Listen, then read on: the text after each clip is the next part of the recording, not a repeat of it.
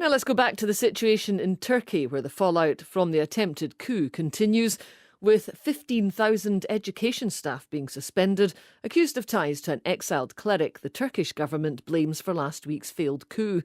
Thousands of soldiers, police and officials have also been detained or sacked since Friday's attempt. For some in Turkey, however, there's relative calm. We're joined now from the coastal city of Antalya by Billy Watson. Billy, what are you doing in Turkey? Hi, well, nice to meet you, Barry. It's a long story how I got here. Basically, my first wife was Turkish, so I came here for her health reasons, and I had a young son at the time. That was in 2006. I moved permanently. So you've settled there in Antalya? I've been here for 10 years, yeah. I went back to Scotland in 2013, but after I come back here to see my son, because I got divorced, then I kind of wondered why I'd left. And so I've been here for 10 years. After hearing your weather report, yeah, I remember why. So what are things like now in the wake of this attempted coup?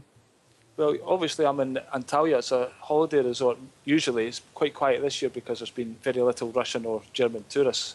But basically, it's not much difference here. We don't see the escapades. We only see them the same as you do in the news in Istanbul and Ankara.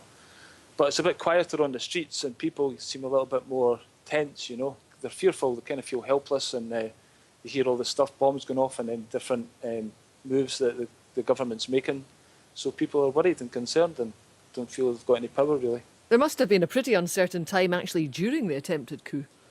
Yeah, I was actually at a hospital looking after a friend of mine. I was taking him there, so I got home that night on the Friday night about midnight, and just had a few messages on Facebook, people asking me if I was okay. So that was the first I found out about it. There wasn't much happening here, you know. You wouldn't have known about it unless you looked at the news. But the next day, the streets were very quiet, and the beach was more quiet than usual, and just people are a bit apprehensive. So how are you keeping up to date with what's going on, and what advice to take? Well, basically just like everybody, watch the news, I watch the mainstream news, and there's also different investigative journalists who give a different opinion, you know, because I don't like to just believe everything I'm told. So I like to look at different things, and that's what most people are doing, and then are sharing on different Facebook groups, different links to different articles.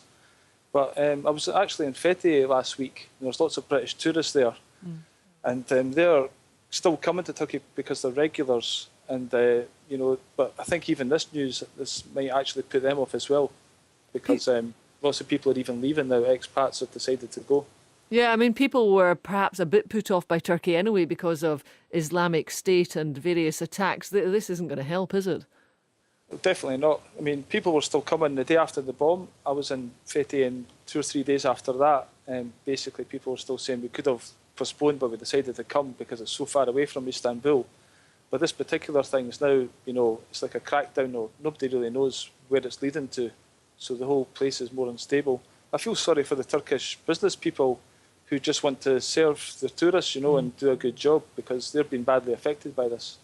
I've been in Turkey in the last year or so, and certainly that kind of coastal strip is very Western in outlook, isn't it? And people there were quite freely telling you they didn't like the direction President Erdogan's government was going in. Is that pretty much the feeling in Antalya? Yeah, it's pretty much the people I talk to, they have that opinion. But obviously there's a lot of supporters of Erdogan. For instance, on the night of the coup, basically all night the mosque was doing some kind of call to action, you know, to get people on the streets. So they use that to drum up support, and there's a section of the public supporting Erdogan and other ones who are against him. So that in itself is leading to a bit of tension, you know. OK, Billy, thanks a lot for speaking to us. That's Billy Watson, who lives in Antalya.